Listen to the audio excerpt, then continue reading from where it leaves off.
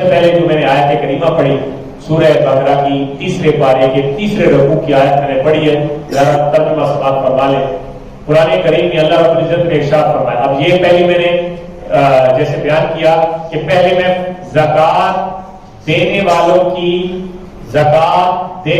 کی فضیلت قرآن سے بیان کروں گا، پھر نہ دینے والوں کی قرآن نے جو سزا بیان کی وہ بیان کروں گا۔ پہلے نمبر پہ اللہ رب العزت نے قرآن مقدس میں ارشاد فرمایا، مثل الذین ينفقون اموالهم فی سبیل اللہ کمثل حبۃ انبتت سبع سنابل فی کل سنبلۃ مئۃ حبۃ واللہ یضاعف لمن یشاء واللہ واسع علیم۔ اللہ رب العزت نے ارشاد فرمایا، مثال ان لوگوں کی جو اپنا مال اللہ کی راہ میں خرچ کرتے ہیں، زکوٰۃ ادا کرتے ہیں، ان لوگوں کی مثال قرآن نے کیسے بیان فرمائی؟ قرآن فرماتا ہے ان کی مثال اس ایک دانے کی طرح ہے، اس ایک دانے کی طرح ہے جو زمین میں بویا جاتا ہے، اور پھر زمین میں بونے کے بعد انبتت سبع سنابل، اللہ تعالیٰ اس ایک دانے سے 7 نالیاں بالیاں نکالتا ہے، 7 بالیاں اگاتا ہے۔ دانے کتنے تھے؟ دانا ایک تھا، بالیاں کتنی نکلی؟ 7۔ قرآن کہتا ہے 7 بالیاں ایک دانے سے۔ پھر آگے سنیے، فرمایا فی کل سنبلۃ مئۃ حبۃ، پھر ہر بالی میں ایک دانہ نہیں، ہر بالی میں ایک دانہ نہیں، بلکہ ہر بالی میں، ہر خوشے میں، ہر سٹے میں 100 دانہ، میاں 100 کو کہتے ہیں عربی میں، ہر بالی میں 100 دانہ۔ اب ایک دانہ بویا تھا، 7 سٹے نکلے، 7 سٹوں میں، ہر سٹے میں اللہ فرماتا ہے 100 دانہ ہو، تو ایک دانے کے بدلے کتنے دانے بنے؟ 700۔ ایک دانے کے بدلے کتنے بنے؟ 700۔ یہ کم سے کم لمٹ ہے جو قرآن نے بیان کی۔ قرآن فرماتا ہے واللہ یضاعف لمن یشاء، یہ تو کم سے کم اجر ہے، اللہ جس کا خلوص جتنا زیادہ ہوگا اس کو اللہ تعالیٰ اتنا دگنا اجر عطا فرمائے گا۔ ایک دانہ 700 دانہ، مثال دی دنیاوی تاکہ بندے کو سمجھ آئے، دنیاوی مثال نہیں نا۔ ایک دانہ آپ اپنے ہاتھ سے بوتے ہیں نا تو اس میں سے 7 سٹے نکلتے، پھر ہر سٹے میں 100 دانہ، تو ایک دانے سے کتنے بدلے میں ملے؟ 700۔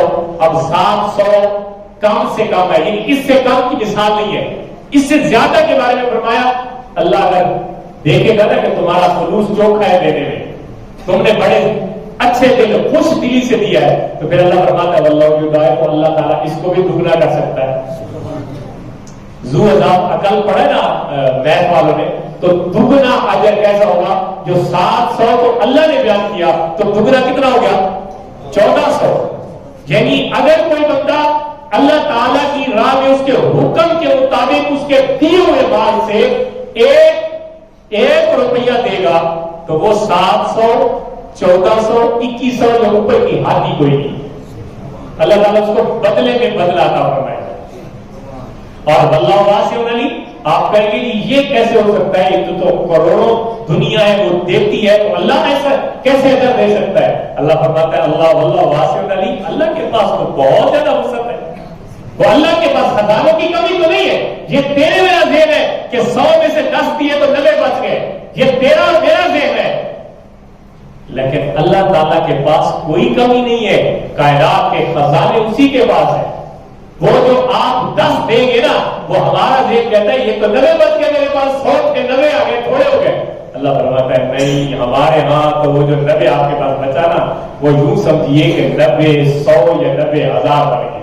فکر کر دیے میرے بھائیوں، اللہ تبارک و تعالیٰ نے قرآن میں فرمایا وما آتیتم من زکات، سنیے ذرا غور کریے، اگر لاکھ ہے نا تو 2500 نکل گیا تو ہم نے سمجھا کہ لاکھ پورا ہو گیا، لاکھ پورا ہو گیا، پیچھے 97,500 رہ گیا تو لاکھ کا منہ ٹوٹ گیا۔ فرمایا ہم سنو قرآن کی کہتے ہیں، قرآن کہتے ہیں وما آتیتم من زکات، جو زکات تم دیتے ہو جو تم ادا کرتے ہو زکات تو کیا ہوتا ہے؟ تریدون وجہ اللہ، شرط یہ ہے کہ تمہاری نیت خالص اللہ کی رضا ہونی چاہیے. یہ نیت نہیں ہونی چاہیے کہ فلاں میں امداد کر رہے ہیں بڑا جگہ میں نہیں. فرمایا تریدون وجہ اللہ، تمہارے دل کے اندر یہ رضا ہو کہ اللہ راضی ہو جائے، اس کا حکم ہے زکات ادا کرنا. پھر دیکھیے قرآن فرماتا ہے فاولئک هم المضعفون، جتنا دیا ہے نا اللہ تعالیٰ اس کو کئی گنا بڑھا کے تمہیں واپس فرما. میرا خود یہ تجربہ ہے اور میرے دوستوں کا یہ تجربہ ہے جو ہمارے قریب ہے، مطلب ان کو پتا ہے، ہم ایک دوسرے سے شیئر کرتے ہیں کہ ہم نے یار انداز کیا یار زکات دیں گے برکت آتی ہے، یہ تجربہ کر کے دیں گے. تو انہوں نے کہا جی ٹھیک ہے، ہم پورے اکٹھی نہیں دے سکتے، پورے سال میں دیتے ہیں. ٹھیک ہے، اندازہ ہوتا ہے بندے کو اپنے مال کا کہ میرے پاس 20 لاکھ ہے یا 25 لاکھ، وہ ہر سال زکات کے پیسے کو زکات سمجھ کے دیتا رہتا ہے. حالانکہ اس پہ ابھی فرض نہیں ہے، فرض اس کی سال کے بعد. آج 11 رمضان ہے، آج 11 رمضان سے لے کر اگلے 11 رمضان تک سال ہوتا ہے. اس سال کے دوران اس کے پاس جتنا مال ہے وہ اگلے 11 کو حساب کرے، 11 رمضان کو حساب کرے اور کہے کہ جی میرے پاس اتنا مال ہے، اسی دن اس پہ زکات فرض ہے وہ نکال دے، یا اس سے پہلے بھی وہ نکال سکتا ہے، اندازہ ہو اپنے آپ کو. تو وہ نکالتا رہتا ہے. تو اس نے زکات میں سے سال میں تقریباً 2.5 لاکھ یا 3 لاکھ روپے زکات نکالی.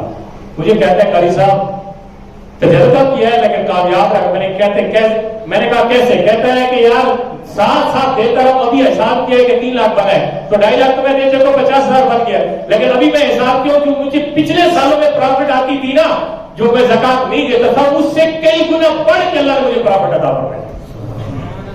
ہم نے سود کو پرافٹ سمجھ لیا. یہ تو لعنت ہے جو برس رہی ہے تمہارے اوپر، یہ پرافٹ نہیں ہے.